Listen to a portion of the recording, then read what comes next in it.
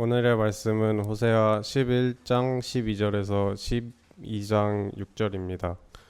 에브라임은 거짓으로 이스라엘 족속은 속임수로 나를 에워쌌고 유다는 하나님 곧 신실하시고 거룩하신 자에게 대하여 정함이 없도다. 에브라임은 바람을 먹으며 동풍을 따라가서 종일토록 거짓과 포악을 더하여 아스로와 계약을 맺고 기름을 애굽에 보내도다. 여호와께서 유다와 논쟁하시고 야곱을 그 행실대로 벌하시며 그의 행위대로 그에게 보응하시리라. 야곱은 모태에서 그의 형의 발 뒤꿈치를 잡았고 또 힘으로는 하나님과 겨루되 천사와 겨루어 이기고 울며 그에게 간구하였으며 하나님은 베델에서 그를 만나셨고 거기에서 우리에게 말씀하셨나니 여호와는 만군의 하나님이시라. 여호와는 그를 기억하게 하는 이름이니라. 그런즉 너의 하나님께로 돌아와서 인애와 정의를 지키며 항상 너의 하나님을 바랄지니라. 아멘.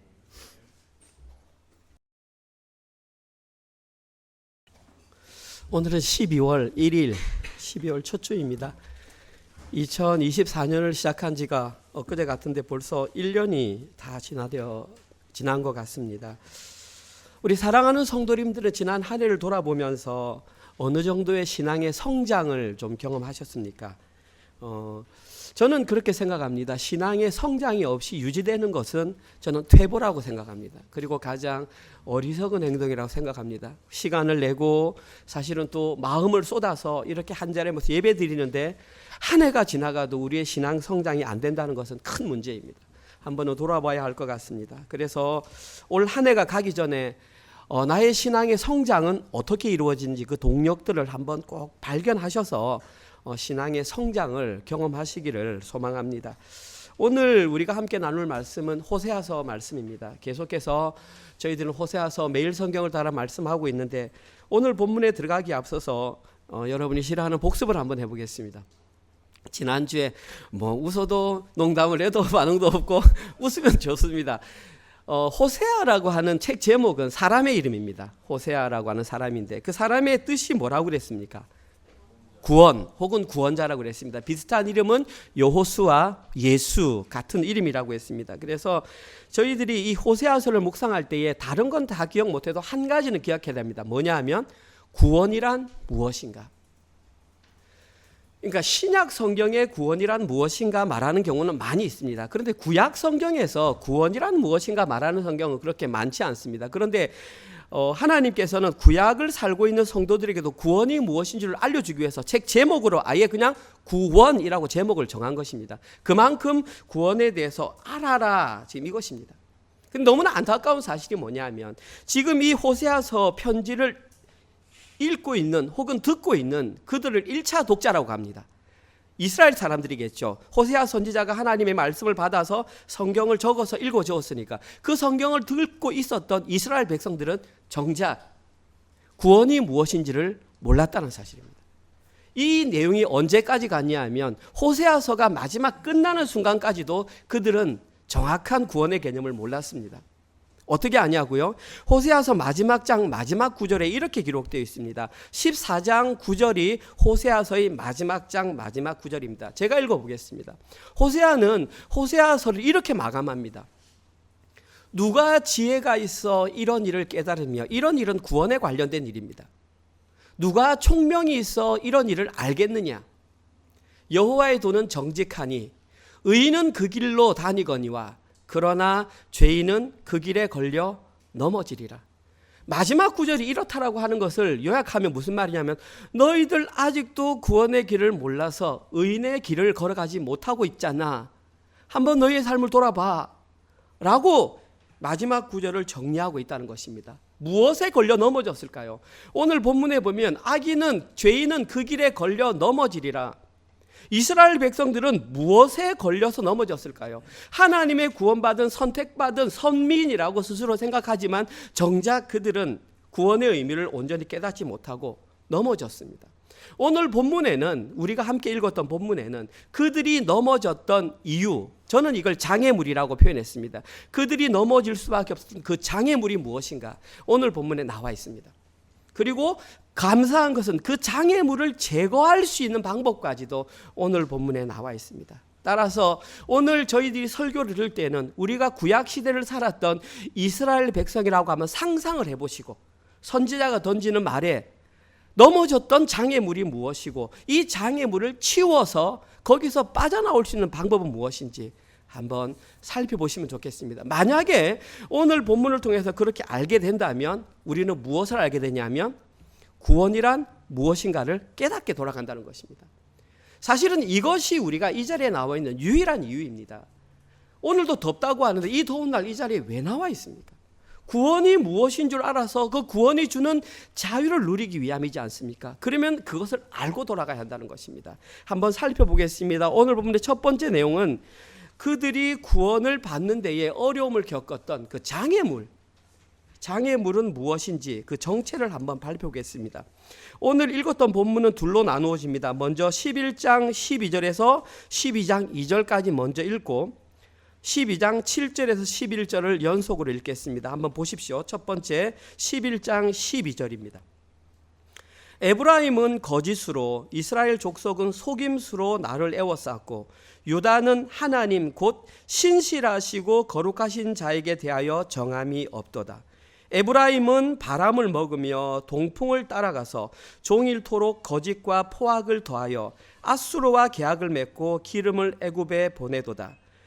여호와께서 유다와 논쟁하시고 야곱을 그 행실대로 벌하시며 그의 행위대로 그에게 보응하시리라. 7절입니다. 그는 상인이라 손에 거짓 저울을 가지고 속이기를 좋아하는도다. 에브라임이 말하기를 나는 실로 부자라 내가 재물을 얻었는데 내가 수고한 모든 것 중에서 죄라 할 만한 불의를 내게서 찾아낼 자 없으리라 하거니와 네가 애굽 땅에 있을 때부터 나는 네 하나님 여호와니라.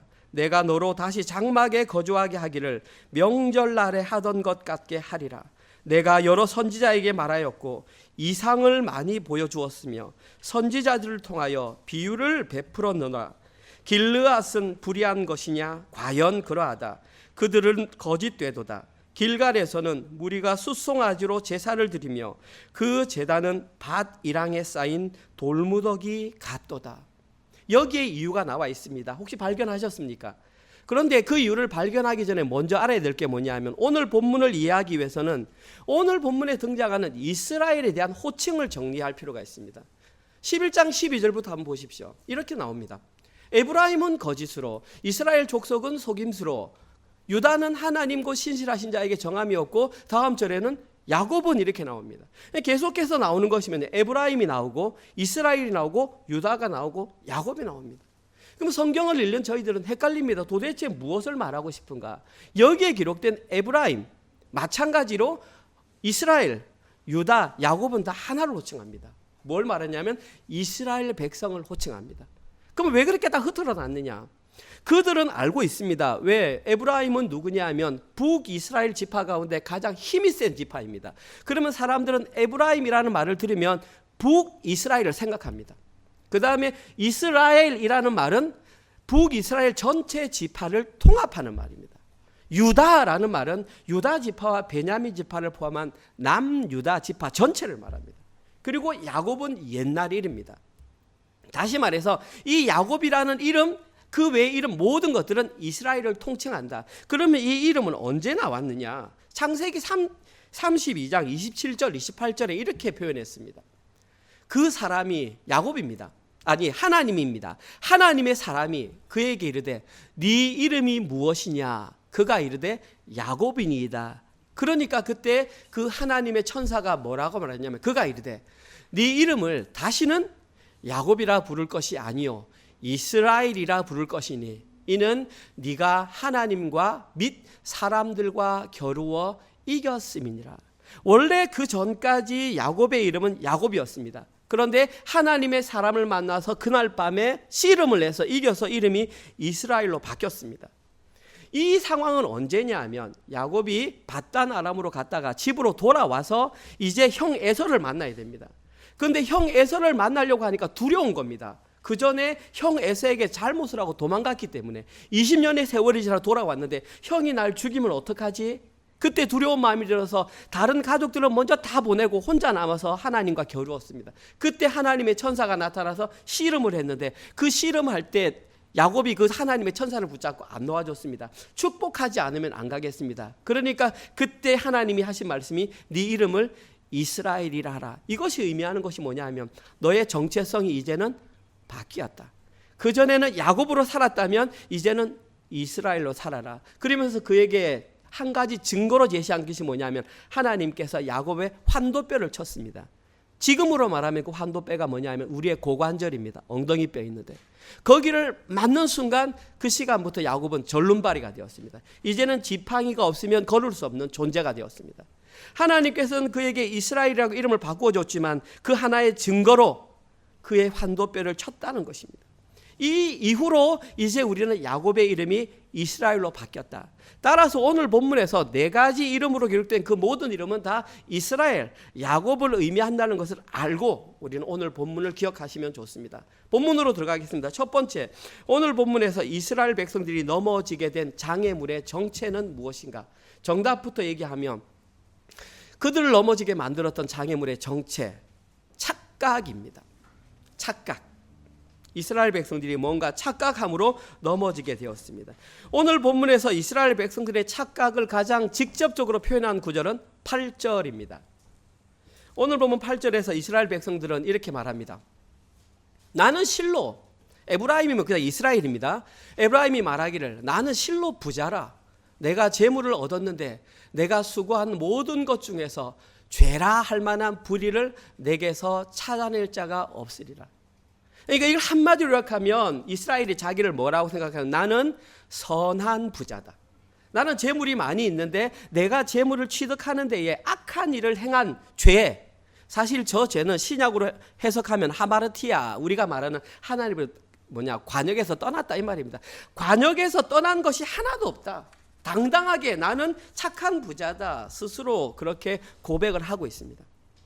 그런데 과연 이것이 맞다면 착각일 이유가 없습니다. 그런데 이 지금 에브라임이 말하고 있는, 이스라엘을 대표하고 있는 에브라임이 말하고 있는 것은 철저하게 거짓말입니다. 완전히 모든 것을 하나님으로부터 벗어났습니다. 대표적인 구절이 7절입니다. 다른 구절 안 봐도 우리는 금방 압니다. 그는 이스라엘입니다. 상인이라. 여기에 기록된 상인이라는 히브리어 단어가 케나안입니다. 기억하십시오. 케나안. 그리고 손에 무엇을 가지고 있냐면 거짓 저울을 가지고 속이기를 좋아하는 게 너란 말입니다. 바로 드러납니다. 나는 스스로 죄를 짓지 않은 진짜 좋은 부자입니다 말을 하지만 실제로는 너 누군지 아니? 너는 상인이야. 너는 케나안이야.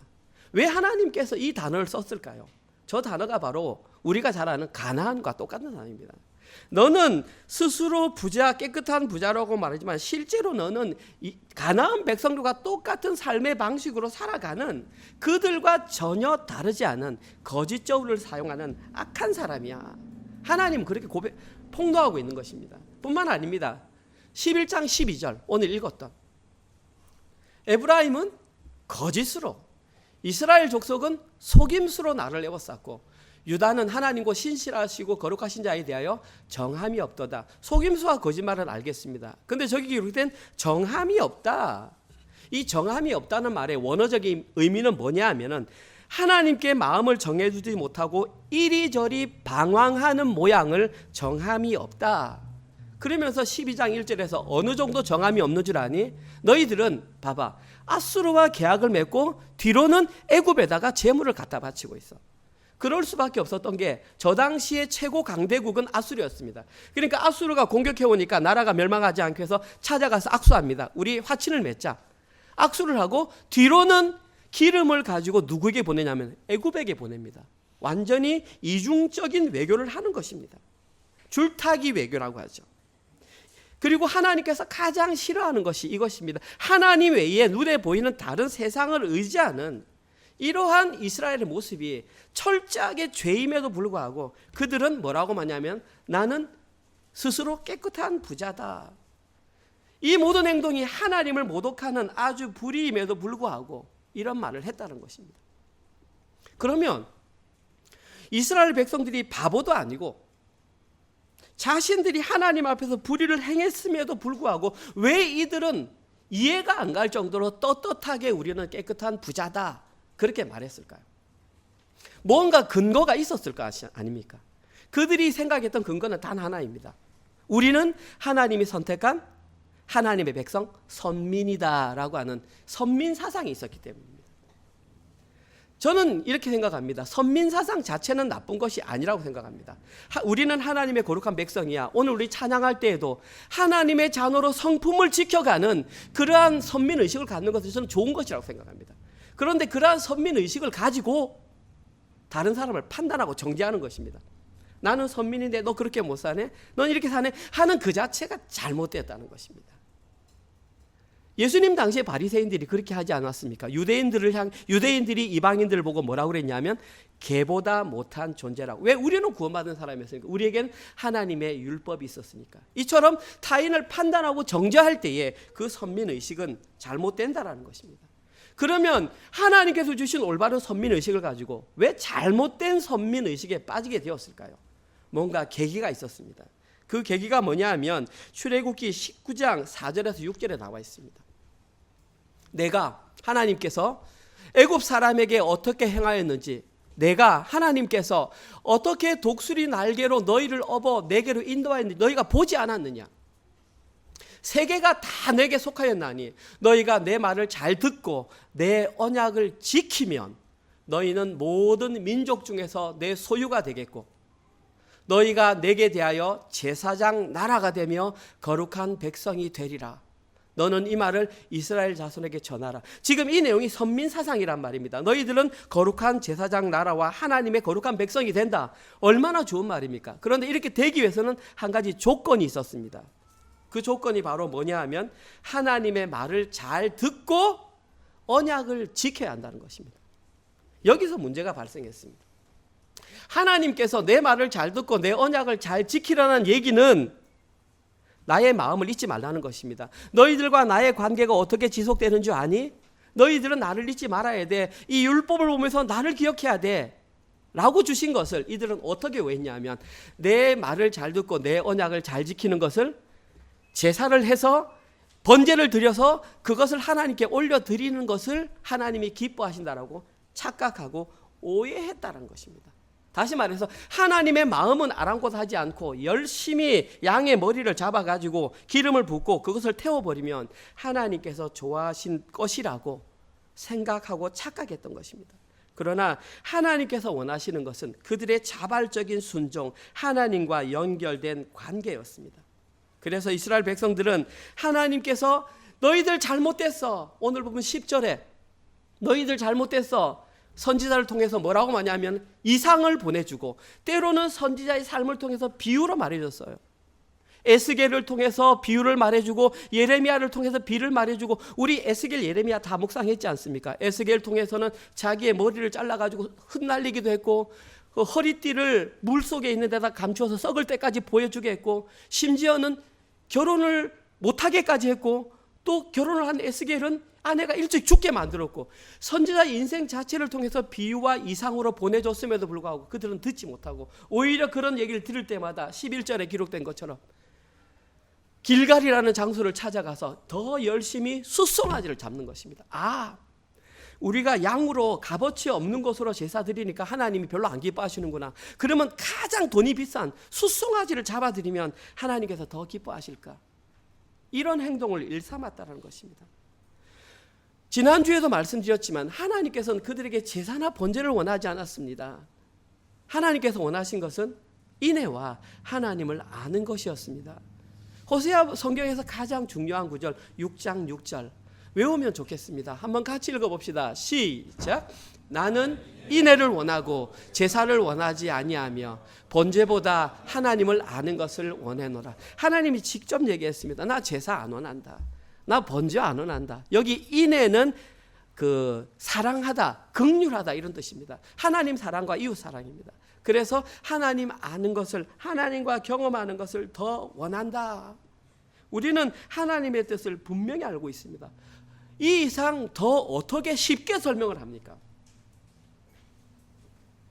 이처럼 이스라엘 백성들이 가졌던 착각은 하나님의 마음마저 왜곡시켜버리는 무서운 힘이 있습니다. 여기에서 우리가 기억해야 할 것은 지금 이 시대를 하나님의 백성으로 살아가는 우리에게는 이런 착각의 모습은 없는가를 돌아보라는 것이 오늘 말씀의 핵심입니다. 무엇으로 저희들은 우리가 선민이며 하나님의 뜻으로 살아가고 있다고 착각할까요? 어머니 아버지가 날 때부터 신앙생활해서 나는 태어나니까 성도였어. 우린 그걸 뭐라고 합니까? 모태신앙이라 그러지 않습니까? 모태신앙이 우리의 신앙이 하나님께 올바른 신앙이라는 증거가 될 수 없습니다. 그와 관련해서 우리가 교회에서 가지고 있는 직분이, 우리가 교회에서 하고 있는 봉사가 우리의 신앙이 하나님께서 원하는 신앙이라는 증거가 될 수 없습니다. 심지어 놀라지 마십시오. 내가 다른 사람보다 성경을 많이 읽고 내가 다른 사람보다 기도를 많이 한다는 그 자체가 하나님을 믿고 신뢰한다는 증거가 될 수 없습니다. 그러면 도대체 어떻게 하란 말이냐? 너무나 힘들고 어려운 문제입니다. 그럼 우리 신앙생활이 어떠해야 하는가? 오늘 보면 둘째 대지에 그것이 나와 있습니다. 그것은 결과물로 나올 수 있지만 실제로 우리가 해결해야 될 해결점은 오늘 보면 둘째 부분에서 명확하게 우리에게 알려주고 있습니다. 장애물을 빠져나올 수 있는 방법. 오늘 보면 3절과 6절, 12절과 14절입니다. 3절과 6절을 먼저 읽겠습니다. 야곱은 모태에서 그의 형의 뒷발꿈치를 잡았고 또 힘으로는 하나님과 겨루되 천사와 겨루어 이기고 울며 그에게 간구하였으며 하나님은 베델에서 그를 만나셨고 거기에서 우리에게 말씀하셨나니 여호와는 만군의 하나님이시라. 여호와는 그를 기억하게 하는 이름이니라. 그런즉 너의 하나님께 돌아와서 인애와 정의를 지키며 항상 너의 하나님을 바랄지니라.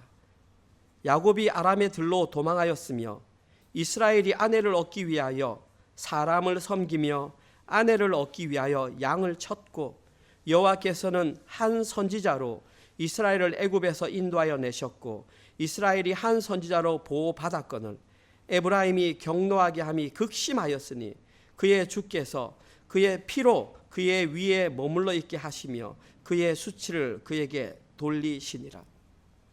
오늘 본문에 기록된 이 착각이라는 장애물에서 빠져나올 수 있는 그 방법을 직접적으로 알려주는 구절은 당연히 6절입니다. 오늘 보면 6절에는 어떻게 해야 빠져나올 수 있는지 내가 그 방법을 알려줄게. 자세히 읽어보면 세 가지임을 알 수 있습니다. 함께 읽어봅시다. 시작. 그런즉 너의 하나님께로 돌아와서 첫 번째, 두 번째 인애와 정의를 지키며 세 번째 항상 너의 하나님을 바랄지니라. 이렇게 하면 빠져나올 수 있다는 것입니다. 쉽고 간단합니다. 첫 번째, 너의 하나님께로 돌아와라. 지난주 설교 주제가 여호와께로 돌아오라. 여기서 돌아오다는 슈브, 회개하다, 유턴하다 지난주에 배웠습니다. 중요한 건 뭐냐면 오늘은 어떤 하나님께 돌아와야 하는지를 구체적으로 밝히고 있습니다. 5절입니다. 오늘 본문에서 돌아와야 할 하나님은 만군의 하나님입니다. 여기에 기록된 만군이라고 하는 뜻이 뭐냐면 전쟁에 능하다 이런 뜻입니다. 우리가 돌아가야 할 그 하나님은 전쟁에 능한 하나님, 모든 전쟁에 능하신 전지전능하신 하나님께 돌아와라. 돌아오는 것뿐만 아니라 그의 이름을 기억하라. 여호와의 이름을 기억해야 한다. 첫 번째, 이스라엘 백성들이 착각이라는 늪에 빠지지 않기 위해서는 만군의 하나님, 전쟁에 능하신 그 하나님의 이름을 알고 그분께 돌아오는 것이 첫 번째 방법이다. 이론적으로 충분히 알 수 있습니다. 두 번째 방법, 인애와 정의를 지켜라. 인애는 똑같습니다. 아까 나와 있던 헤세드, 사랑하다, 긍휼을 베풀다, 자비를 베풀다 이 뜻입니다. 그 다음에 여기 기록된 정의, 이 말은 법정적인 용입니다. 꽝꽝꽝, 하나님의 의로운 성품, 하나님의 공의를 나타낼 때 정의라는 단어를 씁니다. 중요한 것은 지키며, 저기 지키다 이 말은 샤마르인데 원어적으로는 주의하다, 혹은 준수하다, 혹은 보호하다. 오늘 보면 13절에 이렇게 나와 있습니다. 12장 13절에 여호와께서는 한 선지자로 이스라엘을 애굽에서 인도하여 내셨고 이스라엘이 한 선지자로 보호받았거늘, 저기 보호받았거늘이 샤마르, 똑같은 단어가 쓰였습니다. 오늘 13절에서는 보호받았거늘, 6절에서는 그러면 6절입니까? 저기서는 지키다. 똑같은 단어를 그렇게 해석했을 뿐입니다. 여기서 우리가 알 수 있는 것은 인애와 정의를 지킨다는 것은 하나님 사랑과 이웃 사랑, 하나님 사랑과 하나님의 성품인 공의를 잘 준수해야 한다, 행해야 한다. 두 번째, 첫 번째는 만군의 하나님께로 돌아와야 한다. 두 번째, 하나님 사랑과 하나님의 성품을 우리의 삶으로 드러내야 한다. 그럴 때에 착각에 빠지지 않을 수 있다. 답은 간단합니다. 세 번째, 항상 너의 하나님을 바라라. 여기 바라다 이 단어 뜻에는 무슨 의미가 있냐면 어딘가에 꽉 묶인다 이런 뜻이 있습니다. 바란다 이 말은 어딘가에 꽉 묶인다. 그러니까 너의 하나님을 바란다는 것은 하나님께 묶여가지고 그 하나님께만 시선을 고정하라 이런 뜻입니다. 그렇게 할 때에 착각이라는 늪에서 빠질 수 있다. 여기서 가장 중요한 단어는 그 앞에 있는 항상이라는 단어입니다. 영어로 always라고 되어 있더라고요. 날마다 규칙적으로 너의 하나님께 묶여서 하나님만 바라보라. 만약에 한 번만 하나님께 묶여서 하나님께 바라보라 그렇게 한다면 막 자존심을 구겨가면서 한 번은 할 수 있습니다. 그런데 중요한 것은 항상 규칙적으로 하나님께 묶여서 하나님을 바라본다는 것. 아마 규칙적으로 운동을 해보거나 다이어트, 말씀 묵상을 해보신 분들 잘 알 것입니다. 일주일에 몇 번 하는 것은 할 수 있습니다. 그런데 그것을 1년 동안 꾸준히 한다는 것이 얼마나 어려운지 우리는 경험적으로 알 수 있습니다. 왜냐하면 우리가 거기에 규칙적으로 시간을 내기 위해서는 내 개인의 모든 일정이 거기에 맞춰져야 합니다. 사람을 만나는 것도 먹고 싶은 것도 다 거기에 맞춰야 합니다. 마찬가지로 항상 하나님께 묶여서 우리의 시선이 고정되려면 우리의 모든 관심이 하나님께 쏠려야 한다는 것입니다. 그래서 힘들다라는 것입니다. 답은 간단합니다. 첫 번째, 만군의 여호와 하나님께 돌아와라. 그리고 너의 삶을 통해서 인애와 정의를 준수해라, 지켜라. 세 번째, 항상 하나님을 바라보라. 이렇게 설교를 끝내도 좋습니다. 아, 그러면 이제 그렇게 하자. 내가 할 수 있나? 하자. 그런데 지난 한 주간 살아보셨지 않습니까? 지난 평생을 살아보셨지 않습니까? 잘 되지 않는 우리의 모습을 발견하지 않습니까? 쉽지 않습니다. 그리고 있다고 할지라도 그렇게 살아가는 사람들이 많지 않습니다. 그러면 어떻게 이 일을 해야 되느냐? 호세아 10장 12절에서 이미 그 답을 밝혀줬습니다. 제가 집사님께 안 드렸기 때문에 제가 그냥 읽겠습니다. 10장 12절 여러분 찾아보십시오. 너희가 자기를 위하여 공의를 심고 인애를 거두라. 너희 묵은 땅을 기경하라. 지금이 곧 여호와를 찾을 때니 마침내 여호와께서 오사 공의를 비처럼 너희에게 내리시리라. 저 세 가지를 할 수 있는 방법을 알려줬는데 그것이 뭐냐 하면 너희의 묵은 땅을 기경하는 것입니다. 이 기경하는 것은 갈아엎는 것입니다. 우리의 마음을 갈아엎을 때에 이것이 가능하다. 갈아엎으려고 할 때에 어떤 예시가 필요할 거 아닙니까? 그래서 오늘 본문에서는 호세아가 얼마나 천재적인 사람인지 그 예시를 오늘 본문에 은근슬쩍 한 인물을 통해서 우리에게 알려주고 있습니다. 그 인물이 바로 누구냐 하면 야곱입니다. 그래서 오늘 설교 제목이 야곱은 모태에서입니다. 그냥 단순히 야곱이 이스라엘이야 그 이름이 바뀌어서 이름을 등장시킨 것이 아니라 진짜 마음을 기경하고 하나님께 돌아가는 비법이 뭔 줄 알아? 야곱의 인생을 보면 알 수 있어. 알려주는 것입니다. 제가 그렇게 하는 것이 아니라 성경에 그렇게 기록되어 있습니다. 이 야곱의 인생을 보면 야곱은 절대 믿음의 조상이 될 만한 인물이 아니었다라는 것입니다. 야곱은 평생을 자기 힘으로 살다가 인생 말년에 아까 말했던 야복강가에 돌아와서 그의 나이가 91세가 넘어서입니다. 참고로 말씀드리지만 야곱은 70세 정도까지 결혼을 하지 못했습니다. 왜냐하면 그의 태어날 때부터 그에게는 쌍둥이형 에서가 있었습니다. 참고로 에서는 40세에 결혼을 했습니다. 쌍둥이니까 나이가 똑같죠. 그리고 에서는 사냥을 잘했습니다. 그래서 항상 사냥한 고기를 잡아가지고 아버지께 갖다 드리니까 아버지 이삭이 너무 좋아했습니다. 중요한 것은 그 야곱은 그때까지 결혼도 하지 못하고 평생을 어떻게 살아야 되나 내가 장가나 한번 가보겠는가 생각을 하다가 생각을 한 것이 뭐냐면 형이 사냥하고 돌아왔을 때 팥죽 끓여가지고 이거 먹으면 나 장자권 나한테 주라. 그걸로 위안을 삼았던 사람입니다. 그리고 실제로 아버지가 그에게 죽기 전에 이삭이 축복하려고 할 때 어머니를 통해서 그 축복을 가르쳤던 것. 그게 할 수 있는 이삭의 거의 모든 것이었습니다. 오늘 본문 3절에 보십시오. 이렇게 나옵니다. 야곱은 모태에서 그 형의 뒷발꿈치를 잡았다. 뒷발꿈치를 잡다. 야아코브 이름입니다. 뒤꿈치를 잡은 자, 속이는 자. 77세까지 차남의 선음으로 살아야 했던 그의 인생이 저것입니다.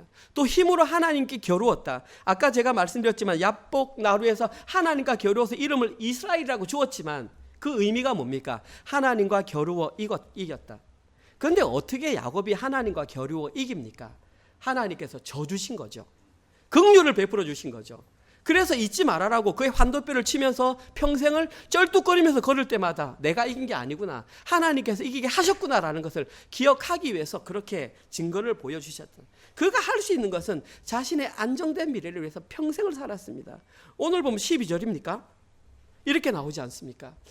야곱이 아람의 들로 도망하였으며 형에게 피해서 삼촌에게 도망갔잖아요. 그런데 도망갔더니 웬걸 거기에는 자신보다 훨씬 더 사악한 외삼촌 라반이라는 사람이 있어서 20년 동안 계속 임금을 10번이나 속이면서 자기를 부려먹는 겁니다. 그러니까 그 마음속에 드는 게 뭐냐 하면 내가 이러다가 가정을 꾸릴 수 있겠나 라고 생각하면서 더욱더 자기 힘으로 무엇인가를 일구려는, 그 자기 혈육을 변성시키려는 그 마음이 자기 속에 항상 남아 있었습니다. 이때까지만 해도 하나님에 대한 어떤 의뢰함이나 이런 것이 야곱에게는 없었습니다. 이때까지 야곱은 철저하게 자기 중심적 인물이었으며 자기 힘을 의지해서 살아가던 사람이 바로 야곱이었습니다. 결과적으로는 뭡니까? 하나님의 긍휼을 입어서 믿음의 조상이 된, 이름 자체가 그 민족이 이스라엘 민족이 된 사람이 야곱인데 야곱의 정체는 그러한 모습이 전혀 없었다는 것입니다. 너의 조상의 모습을 봐라. 쉽게 말해서 처음 자리를 기억하라. 그러면 너희들이 밭을 기억할 수 있고 아까 그 세 가지 방법들이 너에게 적용될 것이다. 오늘 본문은 우리에게 알려줍니다. 진짜 하나님께 돌아가서 착각에 빠질 수 있는 방법은 너의 처음 자리를 기억하라. 너의 처음 자리를 기억할 때에 잘못된 선민의식에서 벗어날 수 있다. 그리고 주어진 것이 이스라엘이라는 이름이고 정체성이 바뀐 것입니다. 결국 우리에게 필요한 것은 이러한 변화입니다. 이러한 변화가 없이 이 믿음의 조상 야곱까지도 91세가 넘어서까지 자기 주관대로 인생을 살았습니다. 하물며 우리의 모습이 어떠하겠습니까? 실망하실 필요 없습니다. 단 하나, 하나님을 진심으로 만날 때 우리 인생은 바뀌는 것입니다. 아까와 똑같습니다. 결론은. 이 얘기를 호세아가 그 당시 사람들에게만 하고 있을까요? 그렇지 않습니다. 지금 이 시대를 하나님의 백성으로 살아가고 있는 너희들은 어떤 착각에 빠져 있니? 라고 묻습니다. 혹시 사랑하는 성도님들은 지금 이 자리에 앉아 계심으로 나는 구원의 대상자가 맞아? 라고 생각하고 계십니까? 그러면서도 여전히 야곱처럼 내 인생은 내가 내 가족을 어떻게 내 인생을 내가 하지? 라고 그 인생의 방향키를 자기가 가지고 계십니까? 그렇다면 아직까지는 착각에서 벗어난 상황이 아니라고 볼 수 있습니다. 이스라엘처럼 야곱처럼 모든 주권을 하나님께 내어내리고 그 하나님이 나의 주인이십니다, 당신께 나의 운전대를 맡깁니다 할 때에 구원의 모습이 실현되는 것입니다. 지금 당장이라도 그 착각의 늪에서 빠져나와야 합니다. 야곱이 야복나루에서 하나님을 만난 것처럼 저희들도 인격적으로 예수님을 만나야 합니다. 그리고 예수님께 우리의 인생의 방향키를 넘겨드리는 것이 신앙생활입니다. 그리고 그것이 구원이고 그것이 자유입니다. 그러할 때에 하나님께로 돌아가는 것이며 우리의 삶을 통해서 인애와 정의가 드러나고 그때부터 항상 하나님을 바라볼 수 있게 되는 것입니다. 이 세 가지는 다 인과관계로 연결되어 있습니다. 하나님께로 돌아갈 때에 인애와 정의를 향한 삶이 나오고 그 삶을 살아갈 때에 항상 우리의 시선은 하나님께만 고정될 수 있습니다. 이것이 우리에게 주는 진리의 복음입니다.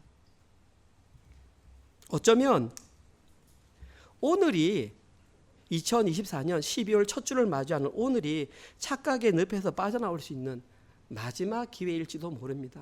다음 주에도 또 이 복음이 선포된다고 여러분 느긋하게 계시지 마십시오. 하나님께서 다음 한 주 우리를 데려가시면 우리는 들을 기회가 없습니다. 또 그리고 제가 이 자리에 언제까지 서서 이런 복음을 전한다고 누구도 장담하지 못합니다. 정말 우리는 하루하루 경각심을 가지고 살아가야 합니다. 오늘 설교를 마무리하겠습니다. 오늘부터 12월 첫 주니까 오늘부터 4주 동안 저희는 대강절을 지킵니다. 대강절이라고 하는 것은 예수님께서 이 땅에 오신 것을 기념하는 성탄절 전까지 4주를 대강절, 대림절이라고 합니다. 진짜 재미있는 것은 예수님께서는 이 땅에 인간의 몸을 입고 이 땅에 오셨는데 그 당시 예수님과 동시대를 살았던 유대인들은 예수님을 알아보지 못했습니다. 그리고 예수님을 십자가에 못 박아 죽였습니다. 그들이 예수님을 알아보지 못했던 이유는 단 하나입니다. 착각했기 때문입니다. 그들은 혈육적으로 유대인이었기 때문에 나는 당연히 구원받는다라고 착각을 했었습니다. 그리고 그들이 착각했던 이유는 그들에게는 율법 613개라는 율법이 그들에게 있었기 때문입니다. 그들이 얼마나 철저하게 율법을 지켰는지 아십니까?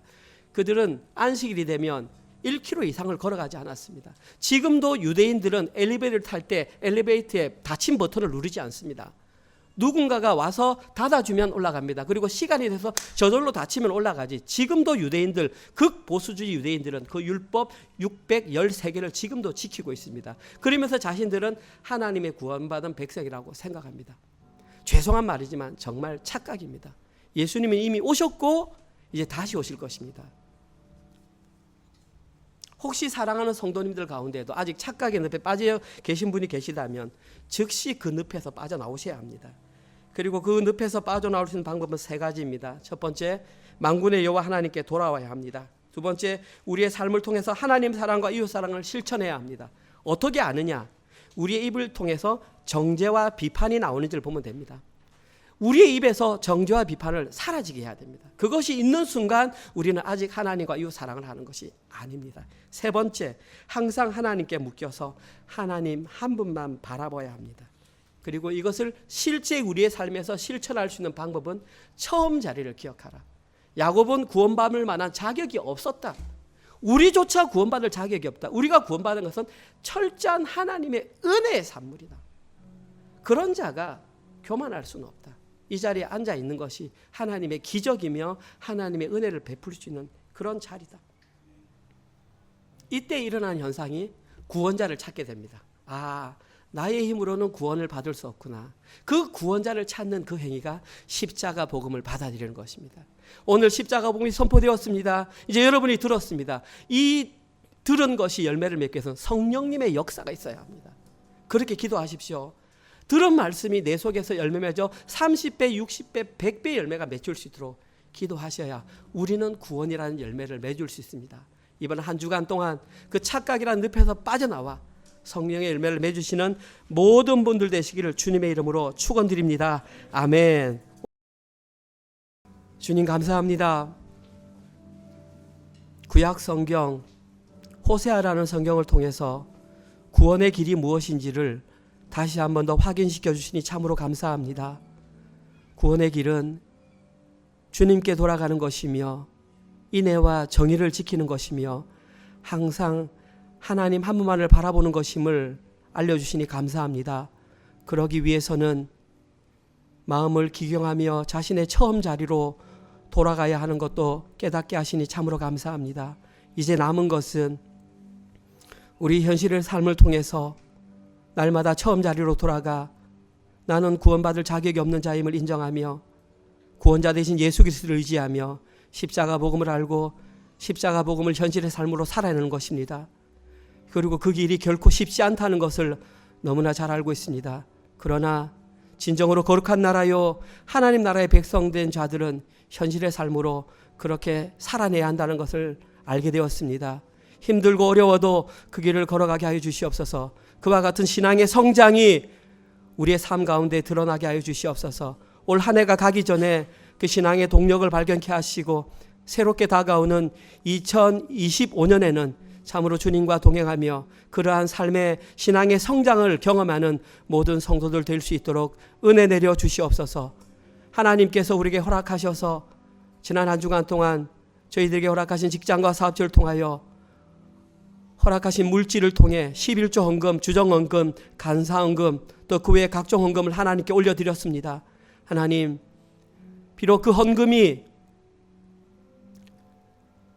사람의 눈으로 보기에는 많고 적은 의미가 있지만 저희들은 생명값으로 드렸습니다. 하나님 아버지, 정말 물질을 의지하지 아니하며 살아계신 하나님 한 분을 의지하는 그 신앙의 결단으로 드려진 이 헌금들이 오직 하나님 나라 확장을 위해서만 사용될 수 있도록 은혜 내려 주시옵소서. 이제는 우리 구주 예수 그리스도의 은혜와 하나님의 사랑하심과 성령님의 위로교통, 감화, 깨닫게 하심이 세상에 가는 길을 돌아서서 우리의 삶을 통해 인애와 정의를 지켜내며 항상 하나님 한 분만 바라보기를 결단하는 사랑하는 은혜로 가족들을 머리 위에와 지금 이 시간에도 세계 곳곳에 흩어져서 주의 복음을 증거하시는 사랑하는 선교사님들과 그들의 사역과 그들의 자녀들 머리 위에 지금부터 영원토록 함께 있을지어다. 아멘.